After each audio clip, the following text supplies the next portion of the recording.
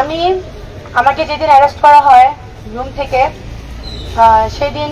সেদিনই হসপিটাল থেকে রিলিজ পেয়ে ঘরে বাসায় আসছি। আমি টানা 4 দিন হসপিটালে ছিলাম। আমাকে অনেকে দেখতেও গেছিল, আমি অনেক অসুস্থ ছিলাম। আমি 25 তারিখ সকালবেলা 24 তারিখ সকালবেলা আমি হসপিটাল থেকে রিলিজ নিয়ে বাসায় এসে শরীর অনেক দুর্বল ছিল। তখন আমি ওষুধ খেয়ে ঘুমের ট্যাবলেট খেয়ে ঘুমাইতেছি। হঠাৎ করে রাত্রেবেলা উঠে দেখতেছি কি আমার আম্মু কান্নাকাটি করতেছে, রুম ভর্তি পুলিশ আর আর্মি। তা আমি যখন ওনাদেরকে জিজ্ঞেস করলাম আপনারা কেন আসছেন, ওনারা বললো আপনার বিরুদ্ধে সার্চ ওয়ারেন্ট আছে। তা আমি পরে বললাম সার্চ করেন। ওনারা লবণের প্যাকেট খুলে 50 কোটি টাকা খোঁজে, ওনারা বিছনার চাদর উঠায় 50 কোটি টাকা খোঁজে। যাই হোক, পরে আমাকে ওনারা নিয়ে গেল, তখন প্রায় রাত 2টা বাজে। নিয়ে যাওয়ার পরে যখন থানায় আমাকে হস্তান্তর করা হলো, আমি টঙ্গী পূর্ব থানায় আমাকে নিয়ে যাওয়া হয়েছিল। যদি আমার মামাটা কালিয়াকোট থানায়, টঙ্গী পূর্ব থানায় যখন নিছে, যে পুলিশগুলা আমাকে দেখে সবসময় আপু বলে সম্মান করত, তাদেরকে একবার রিকোয়েস্ট করছিলাম পা পর্যন্ত ধরে যে আমাকে জেলের ভিতর রাখেন না, আমাকে একটু বাইরে বসান, এই জেলের ভিতরে রাখলে আমি মরে যাব। জেলের অবস্থা এত খারাপ ছিল। ওনারা আমাকে যে ব্যবহারটা করছে আমার সাথে, যাই হোক এই বিষয়ে বাদই দেই। তারপর যখন আমাকে কোর্টে নেওয়া হইলো, আমার আম্মু এমন একজন মানুষ, সে বাড়ি থেকে বাজার পর্যন্ত চিনে না। আমার বাবা জামাতে গেছে 4 মাসের জন্য, আমার মার পাশে কেউ ছিল না। আমার মা সবার দাঁড়ে দাঁড়ে ঘুরছে কিভাবে আমার মেয়েকে বের করব, কোন ইকুল ধরবো, কিভাবে কি করব। 3 দিন পর দেবদূতের মতো অপু ভাই আসছে, গাজীপুরের আহ্বায়ক, অনেকেই আসছে, অপু ভাই, রাশেদ ভাই, রুদ্র ভাই, মহিন ভাই, মসিন ভাই, তাদেরকে আন্তরিকভাবে ধন্যবাদ। তারা আমাকে অনেক হেল্প করছে। কিন্তু আমি 11 দিন জেলে থাকায় যে পরিমাণ নির্যাতিত হয়েছি, আমার রিমান্ড 2বার হয়েছিল। প্রথম যখন আমি বৃহস্পতিবার মহিলা গাজীপুর জেলা কারাগারে যাই, রবিবার আমার জামিন দেওয়া হয় ম্যাজিস্ট্রেট কোর্টে। তখন ওইখান থেকে জামিন নামঞ্জুর করে রিমান্ড দেওয়া হয় আমাকে। ওই রিমান্ড শেষে যখন আমি কালকে পরশুদিন যখন কোর্টে যাই, তখন আমার মামলার যে আয়ু এসআই ফারুক, উনি আবার রিমান্ড চায় আমার। উনি এভাবে রিমান্ড চাওয়ার জন্য আমি ভাবছি এবার রিমান্ড হবে না, এবার আমার জামিনটা হয়ে যাবে, কারণ 12 তারিখে আমার এক্সাম।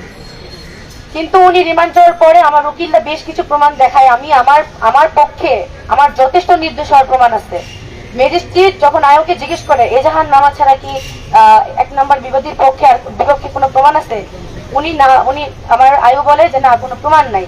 আমার পক্ষে সমস্ত প্রমাণ যখন আমার উকিলরা ম্যাজিস্ট্রেট কাছে দেয়, ম্যাজিস্ট্রেট তাও আমার 2 দিনের রিমান্ড মঞ্জুর করে।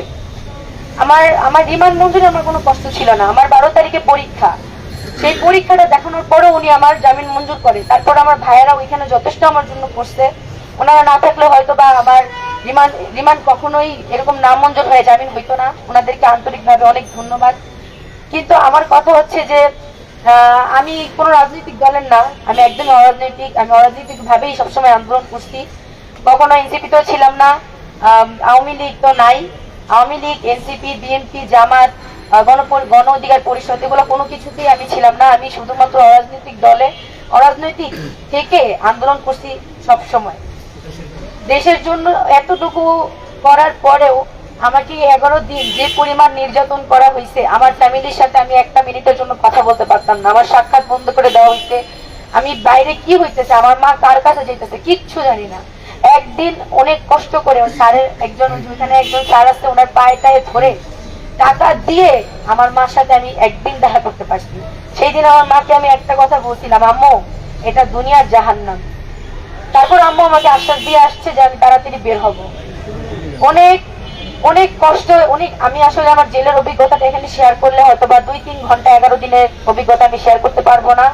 আর আমার শরীরের অবস্থাও খুবই খারাপ। আমি এখানে আসছি শুধুমাত্র আপনাদের প্রশ্নে কিছুটা উত্তর দেওয়ার জন্য।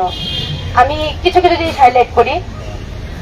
যখন দুর্জয় বাংলাদেশ প্রতিদিনের সাংবাদিক, যদিও বাংলাদেশ প্রতিদিন থেকে ওকে বের করে দেওয়া হয়েছে, এখন কালবেলার সাংবাদিক, কিন্তু যখন আমার সাথে মামলা এরকম হয়েছিল তখন উনি বাংলাদেশ প্রতিদিনের সাংবাদিক ছিলেন। উনি প্রথমে আপোষনামা নিয়ে আসে আমাদের কাছে, যখন দেখে যে ওনার বিরুদ্ধে আমার কাছে সব প্রমাণ আছে, উনি আপোষনামা নিয়ে আসে, আপোষনামা সাইন করি নাই। এটা অনেকের প্রশ্ন, কেন তাহারিমা আপোষনামায় সাইন করলো?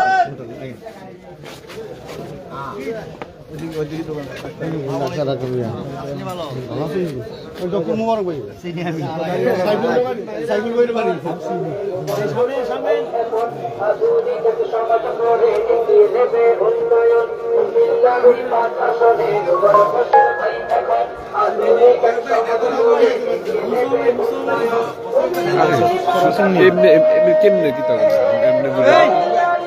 আমি একটা সাইড না না না না একটা সাইড তো থাকবো এর পিছনে আগাতে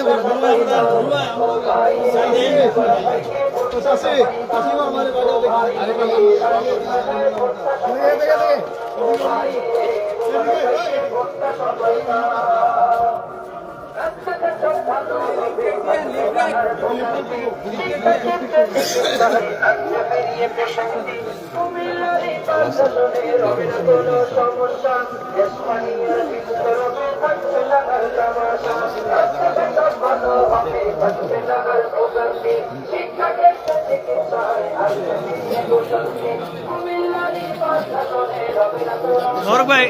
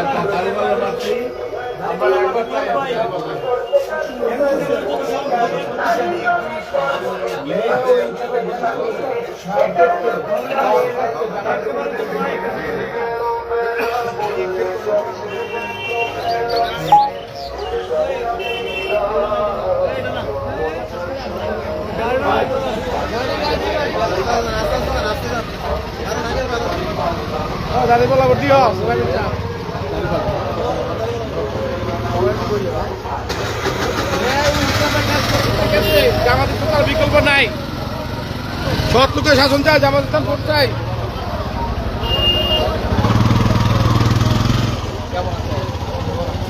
ভালো আছে এই সাইডটা একটু বেড়ে ক্যামেরা আছে সামনে বুঝছেন এই যে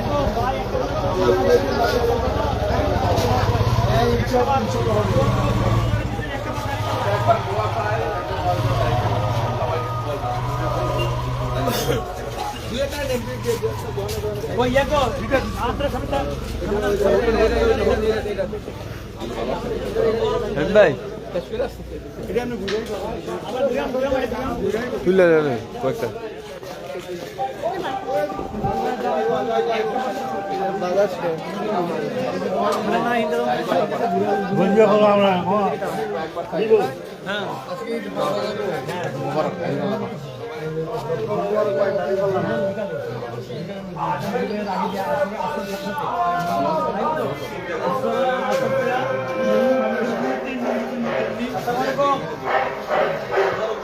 সবাই একটু একটা বার একটা বার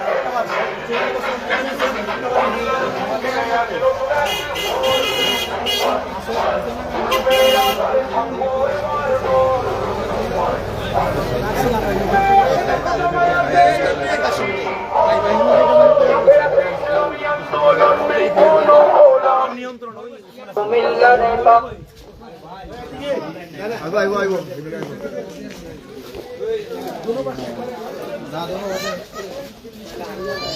বড় ভাই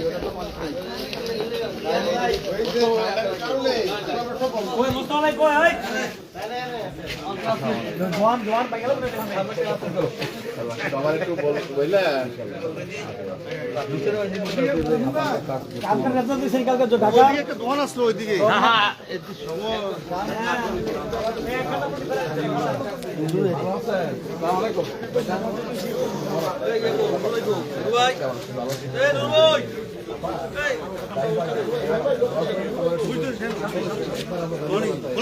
একবার চাই, একবার দিয়ে দেখেন, আমরা বহুত দেখছেন।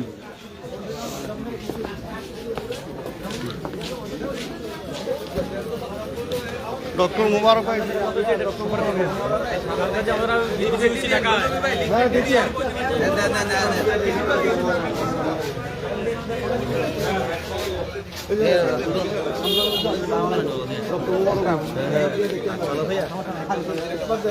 দাড়িপাল্লা, ডক্টর মুবারক দাড়িপাল্লা বহু আলাদা দিয়ে দেখছেন, অনেকের একবার দিয়ে দেখেন।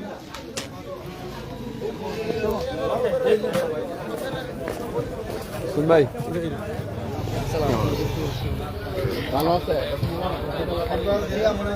শুন ভাই, একবার দিয়ে দেখেন ইনশাআল্লাহ কেমন আছে।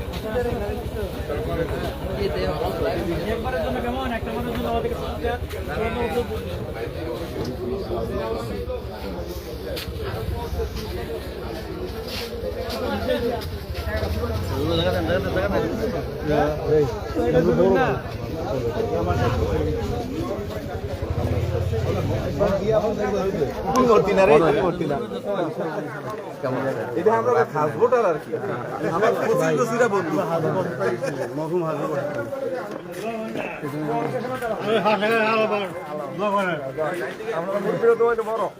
চাই